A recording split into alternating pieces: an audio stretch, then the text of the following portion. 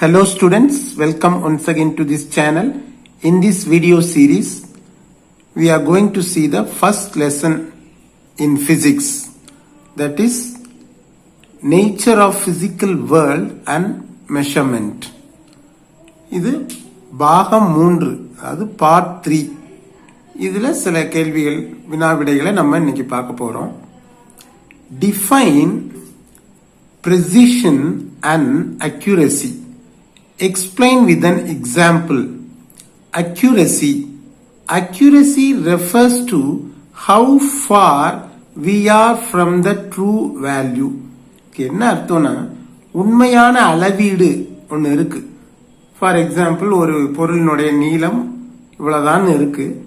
நம்ம அதே பொருளை அளக்கும் போது நமக்கு கிடைச்ச ரீடிங் அந்த ரீடிங்க்கு எவ்வளவு க்ளோஸா, அது எவ்வளவு அருகில் அந்த வேல்யூக்கு இருக்குது அப்படின்றத குறிக்கிறது தான் என்னது அக்யூரசி, துல்லியத்தன்மை. அடுத்து precision. Precision refers to how well we measure. இதுக்கு என்ன அர்த்தம்னா ஒரு குறிப்பிட்ட அளவீட நம்ம எவ்வளவு நுட்பத்தன்மையோடு நம்ம அளக்கிறோம் அப்படின்றத குறிக்கிறது தான் இந்த precision. இப்போ ஒரு எக்ஸாம்பிள் மூலமா இதை நம்ம பார்க்கலாம். Example, the true value of a particular length is 4.789. ஏதோ ஒரு சிறிய நீளத்தை அளக்கிறோம், அது வந்து 4.789, ஃபார் எக்ஸாம்பிள் சென்டிமீட்டர் கூட வச்சுக்கலாம். In one experiment, its value is 4.5. In another experiment, its value is 4.435. இப்ப ரெண்டு பேரு அதே சோதனையை அல்லது அதே ஆய்வு செய்யறாங்க. ஒருத்தருக்கு வந்து 4.5 அப்படின்னு கிடைக்குது, இன்னொருத்தருக்கு வந்து 4.435 சென்டிமீட்டர் அப்படின்னு கிடைக்குன்னு வச்சுக்கிறோம். இதுல இங்க 4.7 இருக்கு. இப்ப இதை நம்ம ரவுண்ட் ஆஃப் பண்ணோம்னா என்ன ஆகும்? முழுமைப்படுத்துதல். இந்த புள்ளிக்கு அடுத்து இருக்கிற இந்த 7 வந்து 5 விட அதிகமா இருக்கு. அப்ப இதை ரவுண்ட் ஆஃப் பண்ணோம்னா 4.5 வரும். அப்ப in these two 4.5 is the accurate value. அப்ப இந்த 4.5ன்ற இந்த வேல்யூ தான் இந்த வேல்யூவோட ஒப்பிடும்போது துல்லியத்தன்மை மிகுந்ததாக இருக்கிறது. ஆனா அதே நேரத்துல 4.435 is the value measured with precision. precisionனா ரொம்ப நுட்பமாக அளக்கப்பட்ட அளவீடு எதுன்னா இந்த 4.435. ஏன்னா இங்கேயும் இந்த அளவீடு வந்து புள்ளிக்கு அடுத்து 3 தசம ஸ்தானங்கள், 3 டெசிமல் பிளேஸ் அளவுக்கு அவ்வளவு நுட்பத்தோட இருக்குது. இந்த அளவீடும் புள்ளிக்கு அடுத்து 3 தசம ஸ்தானங்கள், அதாவது 3 டெசிமல் பிளேசஸ் அளவுக்கு ரொம்ப நுட்பமாக அளவிடப்பட்டிருக்கிறது. அதனால இது வந்து it is measured with precision அப்படின்னு சொல்லலாம். அடுத்து டிஃபைன் டைமென்ஷனல் வேரியபிள்ஸ். டைமென்ஷனல் வேரியபிள்ஸ்னா என்ன? டைமென்ஷன்னா என்ன? பரிமாணங்கள். பரிமாணம்னா என்ன நம்ம ஏற்கனவே பார்த்தோம். இப்ப உதாரணத்துக்கு வந்து நீளத்தை லென்த்னு சொல்லுவோம். அப்ப அந்த கேபிட்டல் எல் தான் அந்த நீளத்தினுடைய பரிமாணம். இது போல பல அளவீடுகளுக்கு பரிமாணங்கள் இருக்கு. அப்ப இதுக்கு எப்படி டிஃபைன் பண்றாங்கன்னா, physical quantities which have dimensions and have variable values are called dimensional variables.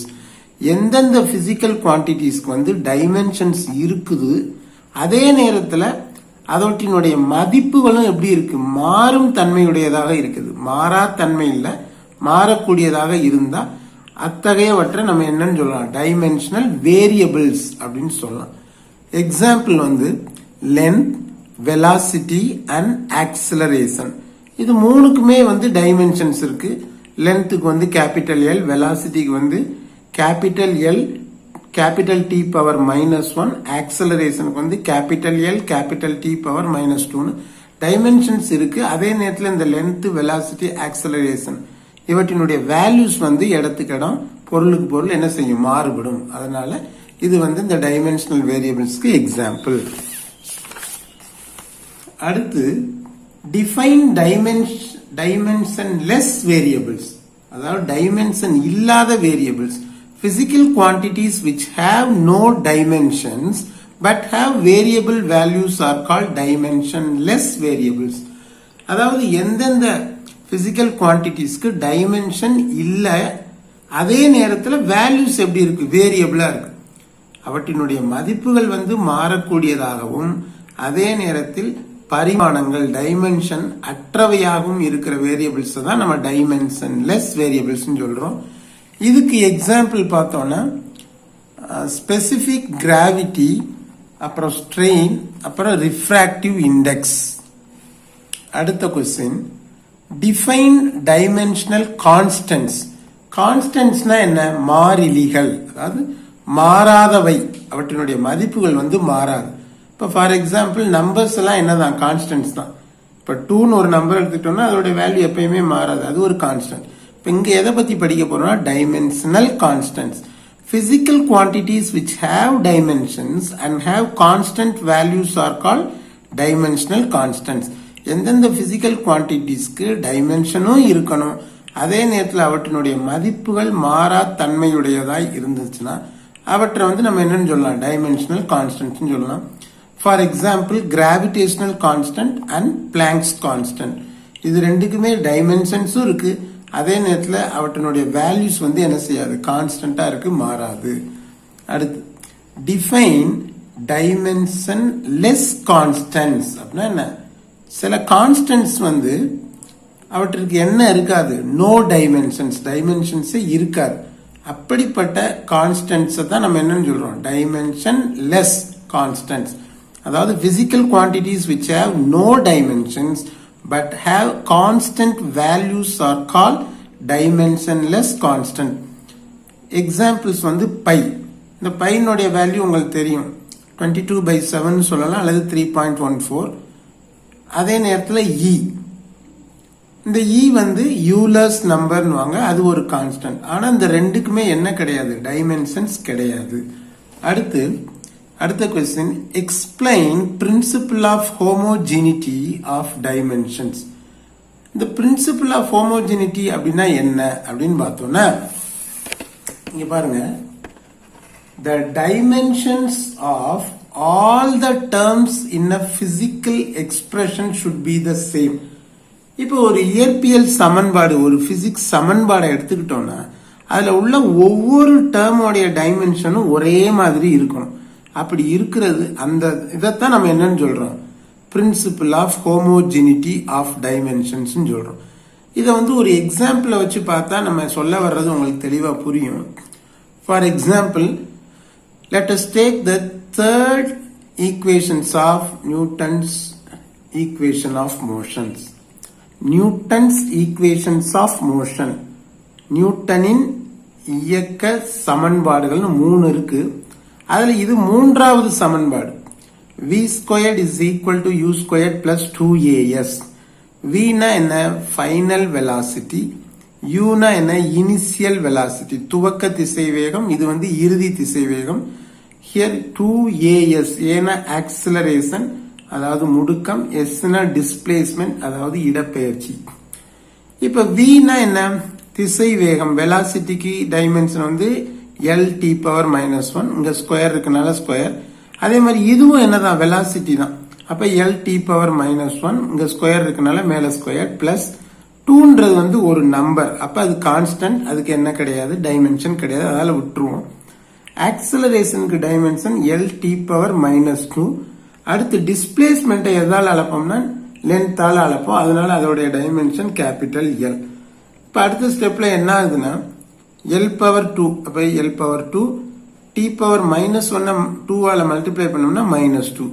இங்கேயும் L² அப்படியே போட்டோம், -1 2ஆல மல்டிப்ளை பண்ணா -2. இங்க L into L², இந்த t⁻⁻2 அப்படியே போட்டுரும். இப்ப இந்த ஈக்குவேஷனை பாத்தீங்கன்னா லெஃப்ட் ஹேண்ட் சைடு ஒரு டேர்ம் இருக்கு, ரைட் ஹேண்ட் சைடுல 2 டேர்ம்ஸ் இருக்கு. எல்லா டேர்ம்ஸையும் பாத்தீங்கன்னா இந்த டைமென்ஷன்ஸ் ஈக்குவலா இருக்கும். அதாவது L(2), t⁻⁻2, இங்க இங்க இங்க. இதத்தான் நம்ம என்ன சொல்றோம்னா principle of homogeneity of dimensions சொல்றோம். Okay, next question, what are the applications of dimensional analysis? இந்த டைமென்ஷன்ஸ் வச்சு நம்ம அனாலிசிஸ் பண்ணுவோம், அதனுடைய யூசஸ், பயன்கள் என்ன அப்படின்னு பார்த்தா Number 1, to convert a physical quantity from one system of units to another. அதாவது பல சிஸ்டம்ஸ் இருக்கு. SI சிஸ்டம்னு ஒன்று இருக்கு, CGS system, MKS system, FPS system, இப்படி பல சிஸ்டம் இருக்கு. இப்போ ஒரு சிஸ்டம்ல இருக்கிற ஒரு பிசிக்கல் குவான்டிட்டியை இன்னொரு சிஸ்டம் ஆஃப் யூனிட்ஸ்க்கு மாற்றலாம். அதாவது புரியுற மாதிரி சொன்னா, இப்போ ஒரு பிசிக்கல் குவான்டிட்டியோடைய யூனிட் வந்து SI சிஸ்டத்துல இருக்கு. ஃபார் எக்ஸாம்பிள் ஃபோர்ஸ் எடுத்துக்கிறோம், நியூட்டன்.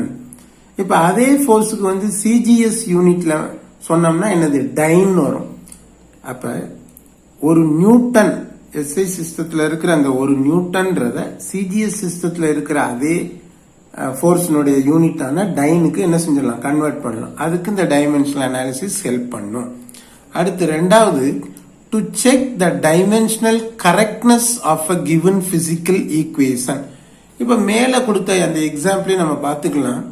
இப்ப ஒரு பிசிக்கல் ஈக்குவேஷன், ஒரு இயற்பியல் சமன்பாடு இருக்குன்னா அது வந்து டைமென்ஷன் படி அது கரெக்டா இல்லையா அப்படின்னு செக் பண்றதுக்கு இது யூஸ் பண்ணலாம், டைமென்ஷனல் அனாலிசிஸ்.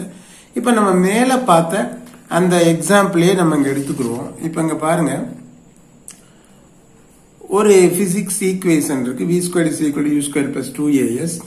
இப்ப இதுல இந்த கடைசியில டைமென்ஷன்ஸ் பாத்தீங்கன்னா லெஃப்ட் ஹேண்ட் சைடும் l power 2 t power minus 2 தான் இருக்கும்.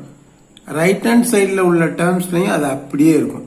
இப்படி இருந்துச்சுன்னா இந்த ஈக்குவேஷன் இது வந்து டைமென்ஷன்ஸ் படி என்னது கரெக்டா இருக்கு அப்படின்னு அர்த்தம். இந்த மாதிரி ஒரு ஈக்குவேஷன் வந்து டைமென்ஷனல் கரெக்ட்னஸா இருக்கா அப்படின்றத நம்ம செக் பண்றதுக்கு எது யூஸ் ஆகுது, டைமென்ஷனல் அனாலிசிஸ் யூஸ் ஆகுது. Third point, to establish relations among various physical quantities. இப்ப ஃபார் எக்ஸாம்பிள் சிம்பிள் பெண்டுலம் உங்களுக்கு தெரியும், டைம் பீரியட் கண்டுபிடிப்பாங்க. அந்த கீழே இருக்கிற அந்த மெட்டாலிக் பாப்னுடைய டைம் பீரியடுக்கு வந்து ஒரு ஃபார்முலா இருக்கு, T is equal to அப்படின்னு வரும். அந்த மாதிரியான ஒரு ரிலேஷன், அந்த டைம் பீரியட் வந்து எதை டிபெண்ட் ஆகிருக்குன்னா acceleration due to gravity small g அதை டிபெண்ட் ஆகிருக்கும். அப்புறம் லென்த் ஆஃப் த பெண்டுலம் அதை டிபெண்ட் ஆகிருக்கும். அப்படி இந்த டிபெண்டன்ஸ் ஒரு பிசிக்கல் குவான்டிட்டிக்கும் இன்னொரு பிசிக்கல் குவான்டிட்டிஸ்க்கும் இடையில உள்ள தொடர்பை பத்தி கண்டுபிடிக்கிறதுக்கு எது யூஸ்ஃபுல்லா இருக்கு, இந்த டைமென்ஷனல் அனாலிசிஸ் யூஸ்ஃபுல்லா இருக்கு. அதை தான் சொல்றாங்க, to establish relations among various physical quantities. அடுத்த question, why is it convenient to express the distance of stars in terms of light year or parsec rather than in kilometer? அது என்னன்னா, இப்ப stars இருக்கு, விண்மீன்கள் இருக்கு வானமண்டலத்துல, அவற்றினுடைய தொலைவுகளை வந்து அளப்பதற்கு நம்ம ஏன் லைட் இயர் அப்படின்ற யூனிட்டை யூஸ் பண்றோம், ஒளி ஆண்டு அல்லது பர்செக் அப்படின்ற யூனிட்டை யூஸ் பண்றோம், ஏன் நம்ம இந்த கிலோமீட்டர்ன்ற யூனிட்டை யூஸ் பண்ணல? அதான் கொஸ்டின். இது ஈஸியான கொஸ்டின் தான். The distances of stars and planets in the space are too large. அதாவது வான்வெளியில் இருக்கக்கூடிய இந்த விண்மீன்கள் மற்றும் கோள்களினுடைய தொலைவுகள் வந்து மிக மிக அதிகம். அதனால அவற்றை வந்து நம்ம இந்த சிறிய அலகு யூனிட்டான இந்த கிலோமீட்டரை வச்சு என்ன செய்ய முடியாது, மெஷர் பண்ண முடியாது. அதனாலதான் அந்த லைட் இயர் பார்செக்லாம் நம்ம யூஸ் பண்றோம். இதான் அதோட ஆன்சர். ஸோ இத்துடன் இந்த வீடியோ முடிவடைகிறது. Let us meet in the next video. Don't forget to subscribe, share and click the bell icon so that you would get more and more notifications as and when we upload the videos. Like, share and comment and subscribe our channel and click the bell button for more videos. Thank you.